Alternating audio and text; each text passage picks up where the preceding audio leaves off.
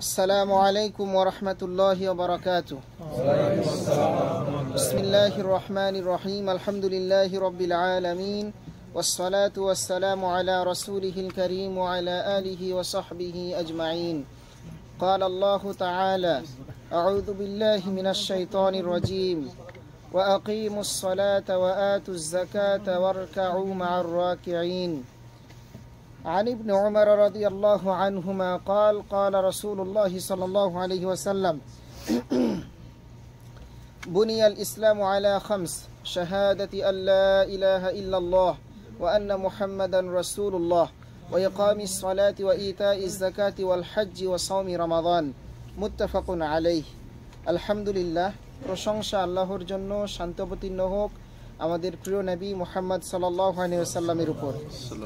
সম্মানিত দ্বীনী ভাইরা, আজকে আমরা নতুন একটি বিষয়, ইসলামের 5টি রোকনের অন্যতম একটি রোকন অর্থনৈতিক শক্তি বা ভিত যাকাত সম্পর্কে আজকে আমরা আলোচনা করব। আজকের আলোচনাটি, এই বিষয়টি আমরা 5টি পর্বে সাজিয়েছি। প্রত্যেক পর্বে আমরা প্রশ্নোত্তর আকারে যাকাত বিষয়ক বিবিধ মাসআলাগুলো জানার চেষ্টা করব। প্রথমে আমরা জানব যে যাকাতের পরিচয় কি। যাকাতের পরিচয় আমরা দুইভাবে দিতে পারি। একটা দিতে পারি আবিধানিক অর্থে, আর একটা পারিভাষিক অর্থে। আবিধানিক অর্থে হলো যাকাত আরবি শব্দ, এর অর্থ হলো আত-তাহারা, মানে আপনার সম্পদকে পবিত্র করা। 2 নম্বর হলো আন-নুমু, আপনার সম্পদের বৃদ্ধি করা, প্রবৃদ্ধি ঘটানো। ওয়াল বারাকাহ, এবং আপনার সম্পদে বরকত আসা, আল্লাহর বরকত আসা। দেখা যায় যে অনেক সম্পদ থাকে, কিন্তু সেই সম্পদে বরকত না থাকলে কোনো কল্যাণ হয় না। পরিভাষায় আমরা বলতে পারি আত-তাআব্বুদু লিল্লাহি তাআলা বিদাফঈ হাক্কিন ওয়াজিবিন, আল্লাহ তাআলার ইবাদত করার জন্য, আল্লাহ তাআলার ইবাদত করার জন্য ওয়াজিব মালে নির্দিষ্ট পরিমাণ অর্থ প্রদান করা। ফিমালিন মাখসুসিন, নির্দিষ্ট মালে। এরপর বলছেন লিতাইফাতিন মাখসুসাতিন, নির্দিষ্ট খাতে। সবাইকে আবার যাকাত প্রদান করা যায় না, নির্দিষ্ট মানুষদেরকে দিতে হয়। এরপর বলছেন ফি ওয়াক্তিন মাখসুসিন, এবং নির্দিষ্ট সময়ে। অর্থাৎ নির্দিষ্ট মাল হলো কি, আপনার অর্থটা নেশাব পরিমাণ হতে হবে। নির্দিষ্ট মানুষ, এর অর্থ কি 8টি জায়গায় যাকাতের অর্থ প্রদান করা যায়। নির্দিষ্ট ওয়াক্ত বা সময় কি, যে সেই অর্থটা পূর্ণ 1 বছর অতিবাহিত হতে হয়, তাহলে আপনার উপর যাকাত ফরজ হয়ে থাকে। আমরা এভাবেও বলতে পারি ইসলামী শরিয়াত কর্তৃক নির্ধারিত নিসাব পরিমাণ মালের নির্দিষ্ট অংশ নির্দিষ্ট খাতে ব্যয় করার নাম যাকাত। এরপর আমরা জানব যাকাতের গুরুত্ব ও ফজিলত। ইসলামী শরীয়তে যাকাতকে কেন এত মূল্যায়ন বা কেন এত গুরুত্ব দেওয়া হয়েছে। আমরা প্রথমেই জেনেছি যে যাকাত পূর্ণাঙ্গ ইসলাম মানার অন্যতম একটি মাধ্যম। যে ব্যক্তি যাকাত মানে না, সে ব্যক্তি ইসলামকে পরিপূর্ণ মানে না। এছাড়া আমরা দেখেছি যাকাত ইসলামের 5টা খাতের অন্যতম একটা খাত, অর্থনৈতিক খাত। অনেকেই দেখা যায় যে ইসলাম মানে শুধু শারীরিকভাবে, অর্থাৎ সওম পালন করি আমরা, এখানে কোনো অর্থ ব্যয় করতে হয় না, আমরা যেটা খাই সেটা দিয়ে আমরা ইফতার করি, সাহারি করি। আবার দেখা যাচ্ছে যাকাত, এর মধ্যে গরিবের হক থাকে। তাহলে যে ব্যক্তি যাকাতকে মানলো, সে ইসলামকে পরিপূর্ণ মানলো। আল্লাহ তাআলা বলছেন যে আফাতুমিনুনা বিবাদিল কিতাবি ওয়া তাকফুরুনা বিবাদ। মুনাফিকদের চরিত্র ছিল যে তারা তাদের পছন্দ মতো, যেখানে তাদের লাভ ছিল সেই বিষয়ক আয়াতগুলো মানত, ইচ্ছামতো বাছাই করে করে তারা কিতাবের কিছু অংশ মানত এবং কিতাবের কিছু অংশ মানত না। অর্থাৎ যেখানে টাকা দিতে হবে সে অংশটা তারা মানত না। এটাই আল্লাহ বলছেন ওয়া তাকফুরুনা বিবাদ, এবং তারা কিছু অংশকে অস্বীকার করত। 2 নাম্বার, আপনি যদি যাকাত প্রদান করেন তাহলে আপনি অন্তরে প্রশান্তি অনুভব করবেন। যে ব্যক্তি যাকাত দিয়ে থাকে, একজন গরিবের ক্ষুধা অনুভব করতে পারি আমরা কখন, যখন আমরা সিয়াম পালন করে থাকি, সকাল থেকে সন্ধ্যা পর্যন্ত আমরা না খেয়ে থাকছি। তাহলে একটা দিন বা একটা মাস আমরা না খেয়ে থাকি।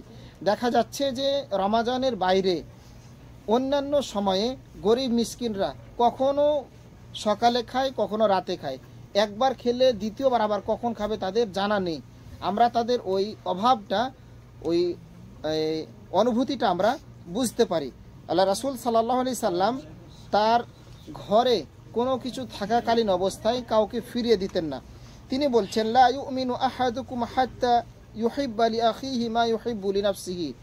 মুমিন হলো সেই ব্যক্তি, সে নিজের জন্য যা পছন্দ করবে, ভালোবাসবে, অন্যের জন্যও তা পছন্দ করবে, ভালোবাসবে। আপনি একাই পেট পুরে খেয়ে শান্তিতে ঘুমাবেন, আর আপনার প্রতিবেশী না খেয়ে ক্ষুধার জ্বালায় রাত্রি জাগরণ করবে, আপনার নাম মুমিন নয়, আপনি মুমিন হতে পারেননি। এজন্য বলা হচ্ছে যাকাত অন্তরে প্রশান্তি লাভের মাধ্যম। 3 নম্বর যাকাতের গুরুত্ব ফজিলত হলো যাকাত জান্নাত লাভের অন্যতম মাধ্যম। আপনি জান্নাতে যেতে হলে যেভাবে যেতে পারেন সহজ মাধ্যম একটি হলো যাকাত প্রদান করা। কিভাবে?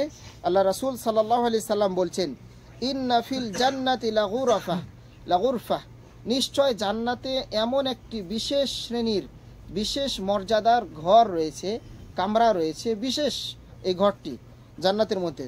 কদ ইউরা যাহিরুহা মিন বাতিনিহা ওয়া বাতিনুহা মিন যাহিরিহা। এই ঘরটি বাইরে থেকে ভিতরের সবকিছু দেখা যায় এবং ভিতর থেকে বাইরের সবকিছু দেখা যায়। এই রকম স্বচ্ছ পরিষ্কার একটা ঘর জান্নাতের মধ্যে নির্মাণ করা হয়েছে। আ'আদ্দাহাল্লাহু লিমান আত'আমা আত-তা'আম, সেটি আল্লাহ তাআলা প্রস্তুত করে রেখেছেন কাদের জন্য? যারা মানুষকে খাদ্য খাওয়ায়, যারা মানুষকে খাদ্য দিয়ে থাকে, প্রদান করে থাকে। ঘরটি কেমন? স্বচ্ছ পরিষ্কার কাচের ন্যায়, ভিতর থেকেও যেরকম বাইরে থেকেও সেই রকম। কাদের জন্য আল্লাহ প্রস্তুত করে রেখেছেন? যারা মানুষকে খাদ্য প্রদান করে থাকে। ওয়াল আনাল কালাম, এবং মানুষের সাথে খুব সুন্দর নরম কণ্ঠে, মোলায়েম কণ্ঠে, ভদ্র মার্জিত ভাষায়, সাবলীল ভাষায় কথা বলে থাকে। কর্কশ ভাষায় মেজাজ দেখিয়ে মানুষের সাথে কথা বলে না। 2 নম্বর এদের গুণ। 3 নম্বর হচ্ছে ওয়াসাল্লা বিল্লাইলি ওয়ান নাসু নিয়াম ওয়াতাবা আসিয়াম। 3 নম্বর, তারা রমাদান মাসের সিয়াম পালন করে থাকে। 4 নম্বর হচ্ছে ওয়াসাল্লা বিল্লাইলি ওয়ান নাসু নিয়াম, রাতে সে সালাত আদায় করে যখন মানুষ ঘুমন্ত অবস্থায় থাকে। তাহলে অত্র আয়াতে আল্লাহ তাআলা এই বিশেষ ঘর যার জন্য নির্মাণ করেছেন তার কয়টি বৈশিষ্ট্য থাকবে? 4টি বৈশিষ্ট্য থাকবে। 1 নম্বর হলো সে মানুষকে খাদ্য খাওয়াবে। 2 নম্বর হলো সে নরম কণ্ঠে, ভদ্র ভাষায়, মার্জিত ভাষায় মানুষের সাথে কথা বলবে। 3 নম্বর সে সিয়াম পালন করবে। 4 নম্বর সে রাত্রে তাহাজ্জুদের সালাত আদায় করবে যখন মানুষ ঘুমন্ত থাকে। এই হলো যাকাত লাভের মাধ্যমে আপনি জান্নাতে যাবেন। আল্লাহ রাসূল সাল্লাল্লাহু আলাইহি ওয়াসাল্লাম বলছেন, তাদখুলুল জান্নাতা, এই ব্যক্তি জান্নাতে প্রবেশ করবে বিসালাম, একেবারে নির্বিঘ্ন চিত্তে, কোনো বাধা বিপত্তি ছাড়াই। এজন্য আমরা আসুন যারা যাকাত দেওয়ার মতো উপযুক্ত রয়েছে আমরা যেন যাকাত প্রদান করে থাকি। 4 নম্বরে যাকাত মুসলিমদের ঐক্যের সোপান, মানে যাকাত হলো মুসলিমদেরকে একত্রিত করার, ঐক্যবদ্ধ করার একটি মাধ্যম। দেখেন, শুধুমাত্র শারীরিক শক্তির মাধ্যমে কিন্তু মুসলিমরা ঐক্যবদ্ধ হতে পারে না। মুসলিমদের ঐক্যবদ্ধ হতে হলে শক্তির চাইতে আগে টাকার দরকার বেশি, মালের দরকার বেশি। আপনার শক্তি আসবে কখন? যখন আপনার কাছে মাল থাকবে। আপনি 100 জন যোদ্ধা আছেন, আপনার কাছে কামান নাই, আপনার কাছে ফাইটার নাই, আপনার কাছে আপনার পারমাণবিক বোমা নাই, আপনার কাছে বিভিন্ন ধরনের প্রযুক্তির অস্ত্রগুলো নাই, তাহলে আপনার এই শরীর দিয়ে তো কোনো কাজ আসবে না। এজন্য অর্থেরও দরকার আছে, যেটা মুসলিমদের ঐক্যের সোপান। আল্লাহ তাআলা বলছেন এখানে, ওয়া আহসিন কামা আহসানাল্লাহু ইলাইক, তুমি অনুগ্রহ করো যেমন আল্লাহ তোমার প্রতি অনুগ্রহ করেছেন। আপনি আরেকজনকে যাকাতের অর্থ দিবেন কেন? আল্লাহ আপনাকে ধনী বানিয়েছেন, আপনাকে তো আল্লাহ ওর অবস্থায় রাখতেও পারতেন।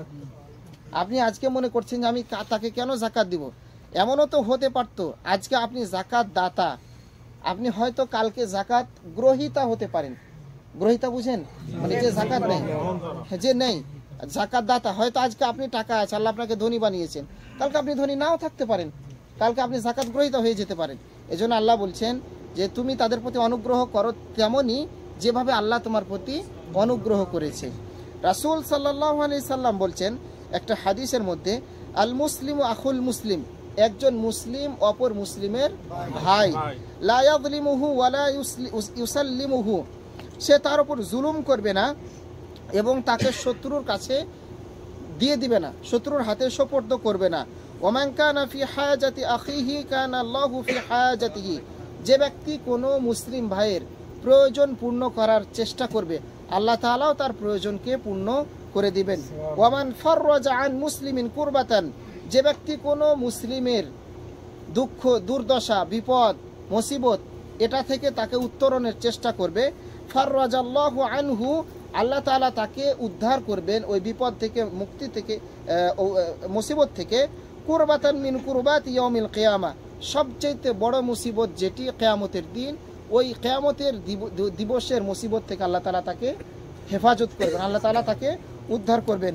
ওমান সাতারা মুসলিমান সাতারাহুল্লাহু ইয়াউমাল কিয়ামা, কোনো মুসলিম ব্যক্তি যদি অপর কোনো মুসলিম ব্যক্তির কোনো দোষ ত্রুটি জানার পরেও ঢেকে রাখে, তার ইজ্জতের কথা ভেবে, সম্মানের কথা ভেবে তাকে মানহানি না করে, আল্লাহ তাআলাও তাকে কিয়ামতের দিন তার দোষ ত্রুটি ঢেকে রাখবেন। তাহলে দেখেন এই হাদিসের মধ্যে আল্লাহ রাসূল সাল্লাল্লাহু আলাইহি সাল্লাম বললেন, আপনি যেরকম অপরের বিপদ বালা মুসিবতে এগিয়ে যাবেন, আপনিও সেই রকম আল্লাহর সাহায্য কিয়ামতের দিন পেয়ে থাকবেন। এরপর আমরা দেখব আল্লাহ রাসূল সাল্লাল্লাহু আলাইহি সাল্লাম বলছেন আরেকটা হাদিসে, তারাল মুমিনিনা ফি তারাহুমিহিম ওয়া তাওয়াদ্দিহিম ওয়া তাআতুফিহিম কামাসালিল জাসাদ, পারস্পরিক দয়া, ভালোবাসা ও সহানুভূতি প্রদর্শনে তুমি মুমিনদেরকে দেখবে একটি দেহের মতো।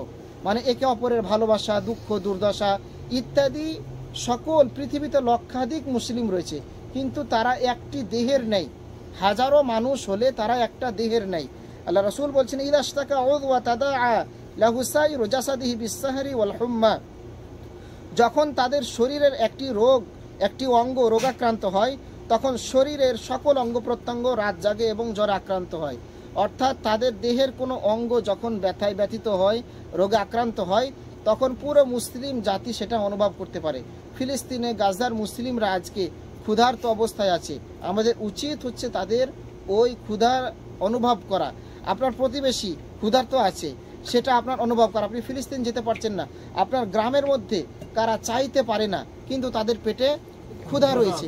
অনেক এমন মানুষ আপনি পাবেন, আপনি গ্রামের মানুষকে, যারা ভালো আছে, ছেলেরা আছে, মেয়েরা আছে, ভাই বোনেরা আছে, তাদেরকে বলবেন যে দেখো তো তুমি একটু নজরদারি করে কোন কোন পরিবার এমন রয়েছে যারা একেবারে মানে মিডিয়াম ফ্যামিলি না, তারও চাইতে নিম্নে, তাদের ক্ষুধা আছে কিন্তু তারা বলতে পারে না, মুখে চাইতে পারে না, তারা 3 বেলা পেট পুরে খেতে পায় না, হয়তো 2 বেলা খায় অথবা 1 বেলা খায়, কিন্তু মানুষের কাছে তারা হাত পাতে না। আপনার উচিত হলো এমন মানুষদেরকে আপনার রিজিক থেকে কিছু প্রদান করা। এরপরের যে পয়েন্টটি রয়েছে 5 নাম্বার, যাকাত দারিদ্র বিমোচনের প্রধান মাধ্যম। আপনি এই ভিক্ষুক মুক্ত করতে পারছেন না, যদি যথাযথ পদ্ধতিতে, পন্থায় যদি যাকাতটা সুষ্ঠু বন্টন হতো, তাহলে ভিক্ষুক থাকতো না। আমরা দেখতে পাই সৌদি আরবের মতো দেশে যে মুস্তাওদা খাইরিয়া যেগুলো রয়েছে, রাস্তায় রাস্তায় কিন্তু ভিক্ষা করা এদেশের আইন সিদ্ধ না, নিষিদ্ধ। আপনার দরকার রয়েছে, সেখানে আপনি দরখাস্ত করেন, আপনাকে এসি দিবে, আপনাকে ফ্রিজ দিবে, আপনাকে আপনার সাল্লাজা, তারপরে আপনার ওই যে গাছালা যেগুলো রয়েছে সব কিছুই দিবে। তো আমরা দেই একজন মানুষকে প্রতি বছর 100 টাকা করে। তো এইরকম আমরা 100 টাকা করে না দিয়ে পরিকল্পিতভাবে যদি আমরা যাকাতের সুষ্ঠু বন্টন করতে পারতাম, তাহলে ভিক্ষুক মুক্ত হতো। আল্লাহ তাআলা বলছেন, রাসূল সাল্লাল্লাহু আলাইহি সাল্লাম আমাদেরকে জানাচ্ছেন যে রাসূল সাল্লাল্লাহু আলাইহি সাল্লাম বলেন, আন্নাল্লাহা ইফতারাদা আলাইহিম সাদাকাতান মিন আমওয়ালিহিম, আল্লাহ তাআলা তাদের উপর তাদের সম্পদের মধ্য থেকে সাদাকা ফরজ করেছেন। আমাদের প্রত্যেকের সাদাকা ফরজ, আমাদের প্রত্যেকের কামাইয়ের উপর আল্লাহ তাআলা যাকাত ফরজ করেছেন। তুখাযু মিন আগনিয়াইহিম ওয়া তুরাদ্দু আলা ফুকারাইহিম, সেটা গ্রহণ করা হয় কাদের কাছ থেকে? ধনীদের কাছ থেকে, এবং প্রদান করা হয় গরিবদের মাঝে, বন্টন করা হয় 8 শ্রেণীর মানুষের মাঝে এটা বন্টন করা হয়ে থাকে। এরপর আমরা দেখব যাকাত আদায় করলে সম্পদ বৃদ্ধি পায়, সম্পদ কমে না। আমরা মনে করি যে যাকাত আদায় করলাম আমাদের অর্থটা কমে গেল, না, আমাদের অর্থ কমে না, আমাদের অর্থ আল্লাহ তাআলা প্রবৃদ্ধি ঘটান। আমরা প্রথমেই বলেছি, তারপরে এর মধ্যে বরকত আসে, আপনার সম্পদটা পবিত্র হয়, অপবিত্র থাকে না। যেমনটি আল্লাহ রাসূল সাল্লাল্লাহু আলাইহি সাল্লাম তিনি বলছেন যে আল্লাহ তাআলা বলেন, ইয়ামহাকুল্লাহুর রিবা ওয়া ইউরবিস সাদাকাত ওয়াল্লাহু লা ইউহিব্বু কুল্লা কাফফারিন আথীম। আল্লাহ তাআলা সুদকে নিশ্চিহ্ন করেন। যারা যাকাতের পরিবর্তে সুদের লেনদেন করে থাকে এই মানুষের প্রতি অনুগ্রহ করার মাধ্যমে, যাকাতটা এটা আপনি তাদের প্রতি দয়া করছেন বিষয়টা এমন না। যাকাত হলো গরিবের হক। আপনার টাকার মধ্যে গরিবের হক রয়েছে কত পার্সেন্ট? 2.5% হক রয়েছে, বাকিটা আপনার। 97.5% আপনার, কিন্তু 2.5% এটা তাদের হক দাবি, আপনি দিতে বাধ্য, নাহলে আপনার সম্পদে বরকত আসবে না। আপনার সম্পদ পবিত্র নয়, অপবিত্র, আর এটা তাদের অধিকার। এটা তারা নিতে পারে, জোর জবরদস্তি করে হলেও তারা এটা নিতে পারে। চলুন আমরা দেখে নেই। আল্লাহ তাআলা বলছেন ওয়ায়ুরবিস সাদাকাত, আর সাদাকাকে যাকাতকে আল্লাহ প্রবৃদ্ধি ঘটান, এটাকে আল্লাহ তাআলা বৃদ্ধি করে থাকেন। ওয়াল্লাহু লা ইউহিব্বু কুল্লা কাফফারিন আথীম, আর আল্লাহ তাআলা কোনো অকৃতজ্ঞ পাপীকে, মানে যারা যাকাতকে অস্বীকার করে, যাকাত প্রদান করে থাকে না, এদেরকে আল্লাহ তাআলা কখনোই ভালোবাসেন না, কখনোই পছন্দ করেন না। আপনি মনে করেন যে যাকাত দিলে 100 টাকা আমায় 2.5 টাকা দিলে 2.5 টাকা তো কমে গেল। তো আল্লাহ রাসূল সাল্লাল্লাহু আলাইহি সাল্লাম কি বলছেন দেখেন। আল্লাহ রাসূল সাল্লাল্লাহু আলাইহি সাল্লাম বলেন, মা নাকাসাত সাদাকাতান মিন মালিন ওয়া মা যাদাল্লাহু আবদান বিআফওয়িন ইল্লা ইজ্জান ওয়া মা তাওয়াদাআ আহাদান লিল্লাহি ইল্লা রাফাআহুল্লাহ। দান সম্পদ কমায় না। মা নাকাসাত সাদাকাতান মিন মাল, আপনি আপনার মাল থেকে সাদকা করছেন, এটা আপনার সম্পদকে কমায় না। ওয়া মা যাদাল্লাহু আবদান বিআফিন, ক্ষমা দ্বারা আল্লাহ কোনো বান্দার সম্মান বৃদ্ধি হ্রাস করেন না। আপনি আল্লাহর কাছে ক্ষমা চাইলেন, এর অর্থ এই নয় যে আপনি আল্লাহর কাছে ছোট হয়ে গেলেন। যাকাত দিলেন, এর অর্থ এই নয় যে আপনার অর্থ কমে গেল, না। যাকাত দেওয়ার মাধ্যমে যেভাবে আপনার সম্পদের প্রবৃদ্ধি ঘটে, ক্ষমা প্রার্থনার মাধ্যমে ঠিক ওইভাবে আল্লাহর কাছে আপনার সম্মান বৃদ্ধি পায়, এটা বলছেন। ইল্লা আইজান ওয়া মা তাওয়াদা আহাদুন ইল্লিল্লাহি ইল্লা রাফাআহুল্লাহ, এবং কেউ যদি আল্লাহর ওয়াস্তে বিনয় প্রকাশ করে, তাহলে আল্লাহ তাআলা তাকে আরও সম্মানিত করে থাকেন, আরও মর্যাদা দিয়ে থাকেন। এই ছিল যাকাতের গুরুত্ব ও ফজিলত। এরপর আমরা জানব ইসলামী শরীয়তে যাকাতের হুকুম ও অবস্থান। আমরা জানি যে ইসলামী শরীয়ত একটি পূর্ণাঙ্গ জীবন ব্যবস্থা, যেখানে কিছু খাত রয়েছে অর্থনৈতিক, যেখানে কিছু খাত রয়েছে শারীরিক, যেখানে কিছু খাত রয়েছে মৌখিক। আমরা দেখব আবার কিছু খাত রয়েছে শারীরিক এবং অর্থনৈতিক। ইসলামের যে মূল 5টা স্তম্ভ আল্লাহ রাসূল সাল্লাল্লাহু আলাইহি সাল্লাম বলছেন, তার আগে আমরা বলবো যে এই যাকাত শব্দটি কোরআন মাজিদে মোট 30 বার বা 32 বার এসেছে। তো কোরআন মাজিদের 8টি মাক্কি সূরা ও 22টি মাদানী সূরায় 30টি আয়াতে যাকাত শব্দটি উল্লেখিত হয়েছে। এর মধ্যে 27টি আয়াতে সালাতের পরে যাকাত শব্দটি এসেছে। আল্লাহ তাআলা যেখানেই বলেছেন সালাতের কথা, সেখানেই বলেছেন যাকাতের কথা। ওয়া আকিমুস সালাহ ওয়া আতুজ যাকাহ, সালাতের সাথে সাথেই যাকাতের কথা আল্লাহ তাআলা উল্লেখ করেছেন। তো টোটাল কতবার এসেছে? 30 থেকে 32 বার। আমরা দেখব আল্লাহ রাসূল সাল্লাল্লাহু আলাইহি সাল্লাম যেটা বলছেন যে ওয়া আকিমুস সালাতা, আল্লাহ তাআলা বলছেন ওয়া আকিমুস সালাতা ওয়া আতুজ যাকাহ, তোমরা সালাত কায়েম করো এবং যাকাত প্রদান করো। ওয়ারকাউ মা'আর রাকিঈন, এবং রুকুকারীদের সাথে রুকু করো। আচ্ছা দেখেন, এখানে আমরা দেখলাম ইসলামের 5টা রকুনের একটা রকুন। আল্লাহ রাসূল সাল্লাল্লাহু আলাইহি সাল্লাম বলছেন যে বুনিয়াল ইসলামু আলা খামস, ইসলামের বিনা বা ভিত্তি বা রকুন হচ্ছে 5টি। শাহাদাতি আল্লাহ ইলাহা ইল্লাল্লাহ, প্রথম হলো কালিমার সাক্ষ্য দেয়া, লা ইলাহা ইল্লাল্লাহ, আল্লাহ ছাড়া সত্য কোনো ইলাহ নেই, ওয়া আন্না মুহাম্মাদান রাসূলুল্লাহ, এবং মুহাম্মদ সাল্লাল্লাহু আলাইহি সাল্লাম হলেন আল্লাহর রাসূল। ওয়া ইকামিস সালাতি ওয়া ইতাইজ যাকাহ, 2 নম্বরে হচ্ছে সালাত কায়েম করা, মানে কালেমার সাক্ষ্য দেওয়ার পর হচ্ছে সালাত। 3 নাম্বার রকুন হচ্ছে যাকাত প্রদান করা। তাহলে আগেও আমরা দেখেছি, হাদিসের মধ্যেও দেখলাম, মানে যেখানে আল্লাহ সালাতের কথা উল্লেখ করেছেন, পাশাপাশি যাকাতের কথাও উল্লেখ করেছেন। হাদিসের মধ্যেও দেখলাম রাসূল সাল্লাল্লাহু আলাইহি সাল্লাম যেখানে সালাতের কথা উল্লেখ করেছেন, সেখানে যাকাতের কথাও উল্লেখ করেছেন। আমরা দেখেছি যখন মুআদ ইবনে জাবাল রাদিয়াল্লাহু তাআলা আল্লাহ রাসূল সাল্লাল্লাহু আলাইহি সাল্লাম এই ইয়ামানে প্রেরণ করেন, তখনও কিন্তু সেখানে তিনি দায়িত্ব দিয়েছিলেন যে তুমি ধনীদের কাছ থেকে যাকাত উত্তোলন করবে এবং গরিবদের মাঝে সেটা বিতরণ করবে। এরপর আমরা জানব যে যাকাত কখন ফরজ হয়। আমরা দেখেছি যে যাকাত ফরজ হয় মক্কায়। আমরা আগে জেনেছিলাম যে যাকাত শুধুমাত্র মক্কায় ফরজ হয় সালাত। যাকাত যদিও মক্কায় ফরজ হয়, কিন্তু যাকাতের পরিমাণ, যাকাত ব্যয়ের খাত বিস্তারিত ফরজ হয় মদিনায়।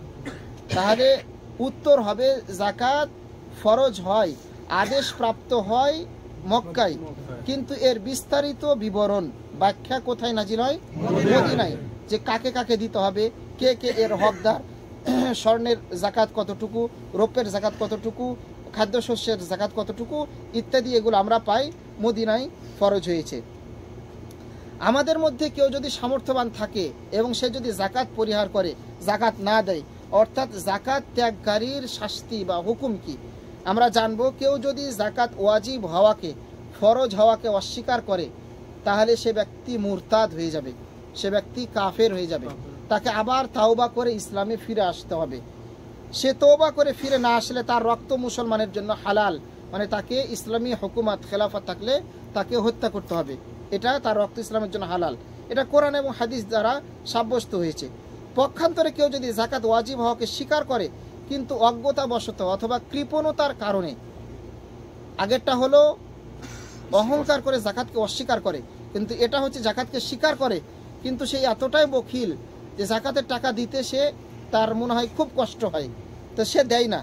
এরকম যদি সে করে তাহলে সে কাবিরা গুনাহ করলো, মানে ইসলামের একটা রুকনকে সে অমান্য করলো। তবে ইসলাম থেকে সে ব্যক্তি খারিজ হয়ে যাবে না, যেহেতু সে এটাকে অস্বীকার করে নাই। রাসূল সাল্লাল্লাহু আলাইহি সাল্লাম বলছেন যে উমিরতু আন উকাতিলান নাসা হাত্তা ইয়াশহাদু আল্লা ইলাহা ইল্লাল্লাহ, আমি আদিষ্ট হয়েছি মানুষকে এ কথা সাক্ষ্য দেওয়ার জন্য, তারা যেন বলে যে আল্লাহ ছাড়া সত্য কোনো ইলাহ নেই, ওয়া আন্না মুহাম্মাদান রাসূলুল্লাহ, এবং মুহাম্মদ সাল্লাল্লাহু আলাইহি সাল্লাম আল্লাহর রাসূল, ওয়া ইয়াকিমুস সালাতা ওয়া ইউতুজ যাকাত, সালাত সম্পাদন করবে, যাকাত আদায় করবে। ফাইদা ফাআলু যালিকা আসামু মিন্নি দিমাআহুম ওয়া আমওয়ালাহুম ইল্লা বিহাক্কিল ইসলাম, তারা যদি এগুলো আদায় করে থাকে, এগুলোর প্রতি যদি তারা বিনয় প্রকাশ করে থাকে, তাহলে তাদের রক্ত এবং অর্থ নিরাপদ। আর যদি তারা এগুলোর প্রতি অধ্যত্ব প্রদর্শন করে থাকে তাহলে তার হিসাব আল্লাহর কাছে, অর্থাৎ তার শাস্তি আল্লাহ তাকে দিবেন। ওয়া হিসাবুহুম আলাল্লাহ, আল্লাহ তাআলা তাকে হিসাব দিবেন। এরপর আমরা দেখেছি কোনো ব্যক্তি যদি যাকাত দিতে অস্বীকার করত, অবহেলা করত, আবু বকর রাদিয়াল্লাহু তাআলা তার শাসন আমলে কি করতেন, কি ব্যবস্থা নিতেন।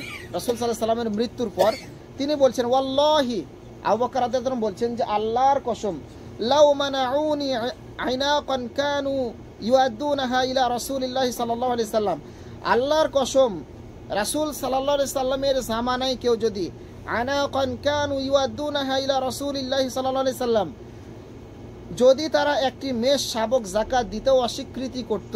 কোন কোন হাদিসে এসেছে যে একটা গরু, ছাগল, মেষের পাগা বা দড়ি এটা দিতেও, বা রশি বাঁধন যেটা, সেটা দিতেও যদি তারা অস্বীকার করত, আবু বকর রাদিয়াল্লাহু তাআলা বলছেন যে লাকাতালাহুম আলা মানইহা, তাহলে আমি তাদের এই অস্বীকারের বিরুদ্ধে যুদ্ধ করতে প্রস্তুত হতাম, মানে এটা আদায় করার জন্য। যাকাতের গুরুত্ব বোঝাতে গিয়ে আবু বকর রাদিয়াল্লাহু তাআলা এরকম পদক্ষেপ গ্রহণ করেছেন। আপনি যদি যাকাত আদায় না করেন তাহলে আপনার পরিণতি কি হবে, যাকাত ত্যাগ যদি করে থাকেন? আমরা দেখতে পাই যে একটা আছে পরকালীন শাস্তি আর একটা আছে দুনিয়া ইহকালীন শাস্তি। আমরা দেখব পরকালীন শাস্তি কি কি।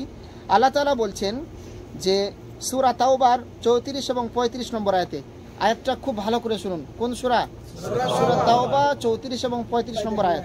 আল্লাহ বলছেন, ওয়াল্লাযীনা ইয়াকনিজুনা আয-যাহাবা ওয়াল ফিদ্দা, যারা স্বর্ণ এবং রৌপ্যকে পুঞ্জীভূত করে রাখত, মানে গুছিয়ে রাখত, ওয়ালা ইউনফিকুনাহা ফি সাবিলিল্লাহ, এবং তারা আল্লাহর রাস্তায় সেটাকে ব্যয় করত না।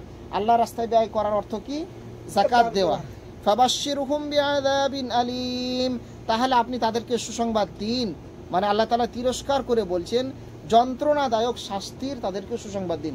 যে ব্যক্তি অর্থকে, সম্পদকে, স্বর্ণ রৌপ্যকে গুছিয়ে রাখে, যাকাত প্রদান করে না, এদেরকে যন্ত্রণাদায়ক শাস্তির সুসংবাদ দিতে বলেন আল্লাহ।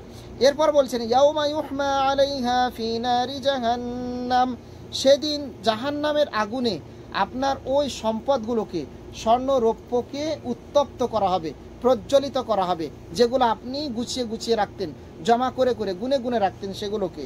ফাতুকুয়া বিহা জিবাহুহুম ওয়া জুনুবুহুম ওয়া যুহুরুহুম, অতঃপর তা আপনার ললাটে, গলায়, কপালে, ঘাড়ে, পিঠে, পিছনে, নিতম্বে ওগুলো দিয়ে ছেক দেওয়া হবে, মানে ওগুলোকে উত্তপ্ত করে। অন্য হাদিসে এসেছে সেগুলো দ্বারা পাত তৈরি করে, ইস্পাত তৈরি করে সেগুলো দ্বারা আপনাকে ছেক দেওয়া হবে। আর বলা হবে মা হাযা মা কানাজতুম লিআনফুসিকুম ফাযুকু মা কুনতুম তাকনিজুন। আর বলা হবে এটাই তা যা তোমরা নিজেদের জন্য পুঞ্জীভূত করে রেখেছিলে। আর তাকে বলা হবে, তাকে ছেক দেওয়া হবে, আর তখন বলা হবে এটাই তোমার সম্পদ যেটাকে তুমি দুনিয়াতে খুব মহাব্বত করে জাকাত না দিয়ে গুছিয়ে রেখেছিলে, কমে যাবে এই উদ্দেশ্যে। আজকে সেটার যন্ত্রণাদায়ক শাস্তি তুমি আস্বাদন করো। এরপর আমরা দেখব আল্লাহ রাসূল সাল্লাল্লাহু আলাইহি সাল্লাম একটা ভয়ানক হাদিস বলেছেন, ভয়ঙ্কর হাদিস। তিনি বলছেন কি, মান আতাহুল্লাহু মালান, আল্লাহ তাআলা যাকে মাল দিয়েছে, সম্পদ দিয়েছে, ফালাম ইউআদ্দি যাকাতাহু, সে ব্যক্তি তার যাকাত আদায় করে না। অর্থাৎ আল্লাহ তাআলা তাকে অনেক যাকাত দেওয়ার মতো অর্থ দিয়েছেন, সম্পদ দিয়েছেন, কিন্তু সেটার যাকাত আদায় করে না। মুসতিলা লাহু ইয়াউমাল কিয়ামাতি শুজাআন আকরা, কিয়ামতের দিন তার জন্য একটা সাপ, টাকওয়ালা, টেকো সাপ, যার মাথায় কোনো চুল থাকবে না, এরকম একটা ভয়ঙ্কর সাপ তার জন্য তৈরি করা হবে। লাহু জাবিবাতান।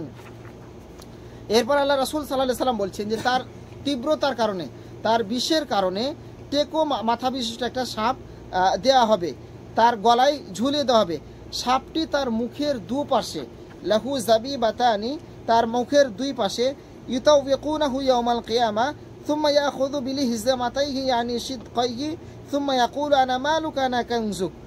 সাপটি তার গলায় ঝুলিয়ে দেওয়া হবে এবং তার দুই গালে একের পর এক দংশন করতেই থাকবে। সেই সাপটা এতটাই বিষধর, যার বিষের কারণে মাথার মধ্যে কোনো চুল থাকবে না। এই সাপটা তাকে কামড়াতে থাকবে, দংশন করতে থাকবে, আর বলতে থাকবে আনা মালুকা, অর্থ কি, আমি তোমার সম্পদ, আনা কানজুকা, আমি তোমার ওই পুঞ্জীভূত সম্পদ যা তুমি গুছিয়ে রেখেছিলে, জমা করে রেখেছিলে, যেটার তুমি যাকাত প্রদান করনি। সুতরাং প্রিয় ভাইরা, আসুন আমরা যারা সামর্থ্যবান রয়েছি, আপনি যদি যাকাত না দিয়ে থাকেন, আজকে থেকেই আপনি নিয়ত করুন, এই যাকাত আপনার 50,000 টাকা বের হবে, সেখান থেকে আপনি 5,000 টাকার কাপড় বিতরণ করে দিলেন, এটার নাম যাকাত প্রদান করা নয়। আপনি 500 লোককে ইফতারি করে দিলেন, এটার নাম যাকাত প্রদান করা নয়। আপনাকে যাকাতের হিসাব পুঙ্খানুপুঙ্খ রূপে, যতটুকু আপনি কমতি করলেন অতটুকু আপনার সম্পদ অপবিত্র থেকেই গেল, অতটুকু আপনার জন্য শাস্তি রয়েছে। আরও অনেক রয়েছে। আল্লাহ তাআলা বলছেন যে একটা আয়াত, ওয়ালা ইয়াহসাবান্নাল্লাযীনা ইয়াবখালুনা বিমা আতাহুমুল্লাহু মিন ফাদলিহি হুয়া খায়রান লাহুম বাল হুয়া শাররুল লাহুম সায়ুতাওয়াকুনা মা বাখিলু বিহি ইয়াওমাল কিয়ামাহ ওয়ালিল্লাহি মিরাসুস সামাওয়াতি ওয়াল আরদি ওয়াল্লাহু বিমা তা'মালুনা খাবীর। আল্লাহ তাআলা যাদেরকে সম্পদ দান করেছে এবং সেই সম্পদ প্রদানে যারা কার্পণ্য করে, তাদের ধারণা করা উচিত নয় যে সেই সম্পদ তাদের কোনো কল্যাণ বয়ে আনবে। সায়ুতাওয়াকুনা মা বাখিলু বিহি ইয়াউমাল কিয়ামা, কিয়ামতের দিন তাদের এই সম্পদ তাদের ঘাড়ের উপরে চাপিয়ে দেওয়া হবে। আচ্ছা বলেন তো, সেই দিন আপনার ওই সম্পদ নিয়ে আপনার কোনো লাভ হবে? যে সম্পদ আজকে আপনি মায়া করে দিচ্ছেন না, দান করছেন না, বরঞ্চ আজকে যদি আপনি সেই সম্পদ থেকে কিছু দান সাদাকা করে যান, সেই দিন আপনার সেটা কল্যাণ বয়ে আনবে, সেই দিন আপনার জন্য সুপারিশ করবে, আপনার পক্ষে অবস্থান নেবে। সুতরাং প্রিয় ভাইরা, আমরা যেন যাকাত আদায় না করি। এছাড়া এরকম হাদিসে এসেছে, যে ব্যক্তি উট যাকাত প্রদান করতে অস্বীকার করবে, কিয়ামতের দিন ওই ব্যক্তিকে একটা মরুভূমির মধ্যে ছেড়ে দেওয়া হবে, আর যত উটের যাকাত সে প্রদান করেনি সব উটের লাগাম বা রশ্মিকে ছেড়ে দেওয়া হবে। এরপর সমস্ত উট তাকে লাথাতে থাকবে, তাকে মানে ফুটবল যেভাবে গড়ায় না, এরকম করতে থাকবে।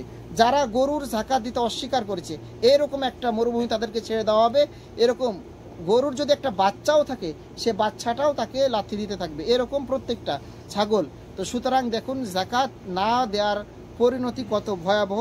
আমরা আপনাদেরকে উদাত্ত আহ্বান জানাবো যে আমরা যাকাত যেন যতটুকু যার রয়েছে অতটুকু যেন আমরা যাকাত প্রদান করে থাকি। কতটুকু হলে যাকাত হবে আমরা বিস্তারিত প্রত্যেকটা পর্বে আলোচনা করব। দুনিয়ার শাস্তি কি আমরা দেখে নেই। এটা তো পারলৌকিক শাস্তি, পরকালের। দুনিয়ার শাস্তি হলো, আল্লাহ রাসূল সাল্লাল্লাহু আলাইহি সাল্লাম বলছেন যে ওয়ালা মানআ কওমুজ যাকা ইল্লা হাবাসাল্লাহু আলাইহিমুল কতর। যে জাতি যাকাত দেয় না, শুনে রাখুন, যে জাতি যাকাত প্রদান করে না, আল্লাহ তাদের ওপর বৃষ্টিপাত বন্ধ করে দেন। আল্লাহ তাদের ওপর বৃষ্টিপাত বন্ধ করে দেন। বৃষ্টি তো, পানি তো সকল কিছুর মূল। আপনি যা কিছু খাচ্ছেন সব কিছুর মূলে কি রয়েছে? পানি রয়েছে। আল্লাহ তাআলা যদি পানি বন্ধ করে দেন, তাহলে কি আমরা বাঁচবো? বাঁচবো না। এখন মনে করবেন যে সমুদ্রে পানি আছে, আমরা নিজেরা কৃত্রিমভাবে মাটির নিচ থেকে পানি উঠাতে পারি। আল্লাহ যদি মাটির নিচের পানিটাও শুকিয়ে নেন, কিভাবে আমরা বাঁচবো? অথবা বলবেন যে আল্লাহ তাআলা যারা জাকাত দেয় না তাদেরকেও তো আল্লাহ তাআলা বৃষ্টি দিচ্ছেন। আমাদের দেশে বহু মানুষ মানে জাকাত দেয় না, আমাদের দেশে তো প্রচুর বৃষ্টি হয় না। আল্লাহর এটা পরীক্ষা, আল্লাহর এটা অবকাশ। আল্লাহ আপনাকে সুযোগ দিচ্ছেন কতক্ষণ পর্যন্ত? যতক্ষণ পর্যন্ত আল্লাহ আপনাকে না পাকড়াও করছেন, না ধরছেন। জাকাত ওয়াজিব হওয়ার শর্তসমূহ। জাকাত যে সকল কারণে ওয়াজিব হয়, সেই সকল কারণ হলো 5টি। 5টা কারণে জাকাত ওয়াজিব হয়। আপনার মধ্যে যদি 5টা কারণ থাকে, তাহলে আপনার উপর জাকাত ওয়াজিব বা দেয়াটা ফরজ। ওয়াজিব বলতে এখানে ফরজ। কয়টা কারণ? 5টা কারণ। 5টা কারণ একটা কম হলে আপনার উপর জাকাত ফরজ নয়। তার প্রথম নাম্বার হলো আল হুররিয়া, আপনি স্বাধীন কিনা। আপনাকে স্বাধীন হতে হবে। পরাধীন কোনো ব্যক্তির ওপর জাকাত নয়। গোলামের ওপর, কয়েদির ওপর কোনো জাকাত নেই। 2 নাম্বার হচ্ছে আল ইসলামু, আপনি মুসলিম কিনা। অমুসলিমের ওপর কোনো জাকাত নেই। যে ব্যক্তি জাকাতকে অস্বীকার করে সে কি মুসলিম থাকে? সে মুসলিম থাকে না। তাহলে আপনি যদি মুসলিম হন তাহলে আপনার ওপর জাকাত ফরজ। 3 নাম্বার যে আপনার নির্দিষ্ট পরিমাণ সম্পদের মালিক কিনা। আপনি যদি নির্দিষ্ট পরিমাণ সম্পদের মালিক হন তাহলে আপনার উপর জাকাত ফরজ। কীরকম আমরা দেখব। আল্লাহ রাসূল সাল্লাল্লাহু আলাইহি সাল্লাম হাদিসের মধ্যে বলছেন, লাইসা ফিমা আকাল্লু মিন খামসাতি আওসাকিন সাদাকা, 5 ওয়াসাকের কম পরিমাণ খাদ্যে কোনো সাদকা নেই। ওয়ালা ফি আকাল্লি মিন খামসাতিন মিনাল ইবিল আদ-দাউদি সাদাকা, 5টি উটের কমে জাকাত নেই। যার নিকট 4টা উট রয়েছে তার জাকাত নেই। 5টা উট হলে একটা ছাগল জাকাত দিতে হবে। এরপর আল্লাহ রাসূল বলছেন, ওয়ালা ফি আকাল্লি মিন খামস আওয়াকিন মিনাল ওয়ারাকাতি সাদাকা, এমনইভাবে 5 উকিয়ার কম পরিমাণে রৌপ্যরও জাকাত নেই। আপনারা বুঝতে পারেন নাই, আর একটু বুঝিয়ে বলি। ওয়াসাক বলা হয়, ওয়াসাক আরবি শব্দ। 1 ওয়াসাক পরিমাণ, 1 ওয়াসাক সমান 60 সা, এগুলো আরবি ভাষা। অতএব 5 ওয়াসাক, আল্লাহ রাসূল কি বললেন কি 5 ওয়াসাকের কমে জাকাত নেই। তাহলে 1 ওয়াসাক সমান 60 সা। তাহলে 5কে 60কে 5 দিয়ে গুণ করেন, 5 6 কত 30, 300 সা। তাহলে 1 সা সমান 2 কেজি। 1 সা সমান 2 কেজি। 2 কেজি 500 গ্রাম। তাহলে 2 কেজি 500 গ্রামকে 300 দিয়ে কি করতে হবে?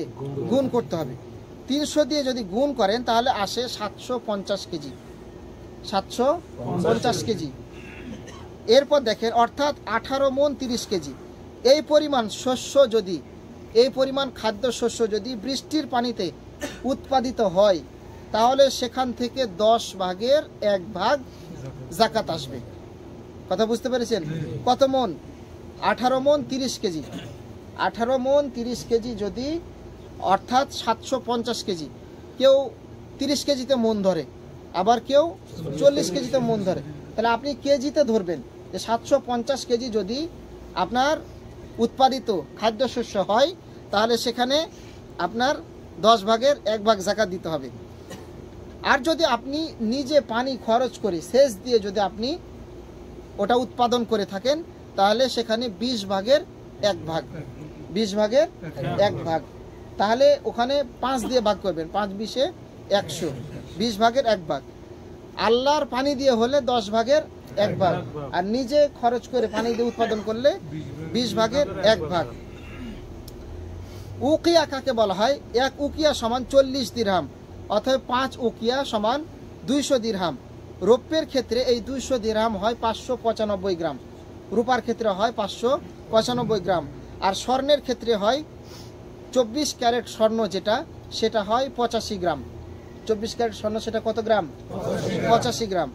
21 ক্যারেট স্বর্ণ যদি হয় তাহলে হয় 97 গ্রাম। যদি 18 ক্যারেট হয় তাহলে 113 গ্রাম।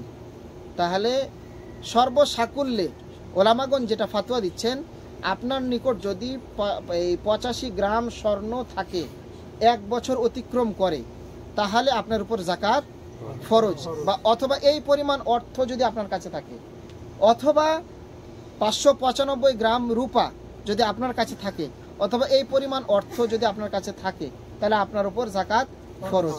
এখন আমরা দেখব পরবর্তী পর্বগুলোতে ব্যবহৃত স্বর্ণে জাকাত ফরজ কি না, এটা একটা। দ্বিতীয় প্রশ্ন, যে আমরা এখানে দুটা কথা এসেছে, যদি রূপার হিসাব ধরা যায় তাহলে 60-70 1 লাখ টাকা সবার কাছেই থাকে, তাহলে সবার উপরেই জাকাত ফরজ। আর যদি সোনার হিসাব ধরা যায় তাহলে স্বর্ণের হিসাবের সমান টাকা সবার কাছে থাকে না। তাহলে কোনটা ধরে আমরা জাকাত দিব, সোনা নাকি রূপা? এই বিষয়টা আমরা পরবর্তীতে ইনশাল্লাহ আলোচনা করব। 4 নাম্বার যেটা হলো সম্পদের পূর্ণ মালিকানা থাকতে হবে। আপনার ওয়াইফের সোনা আছে, এটা আপনার উপর জাকাত ফরজ নয়। জাকাত ফরজ কার উপরে? ওয়াইফের উপরে। অথবা এমন কোনো সম্পদ যেটার উপর আপনার পূর্ণ মালিকানা নেই, এরকম সম্পদের উপর জাকাত ফরজ নেই। এরপর 5 নাম্বার হলো ওই সম্পদটা 1 বছর অতিক্রম করতে হবে। 1 বছর যদি না পার হয় তাহলে আপনি বাধ্য না ওই সম্পদের উপর জাকাত প্রদান করতে। তবে হ্যাঁ, 1 বছর অতিক্রম করেনি, আপনি আগেই অগ্রিম জাকাত দিতে চাচ্ছেন, দুঃখ, দুর্দশা, দুর্ভিক্ষ, গজব চলে এসেছে, ওই অবস্থায় আপনি ওই গরিবদেরকে সাহায্য করতে চাচ্ছেন, তখন আপনি অগ্রিম জাকাত দিতে পারবেন।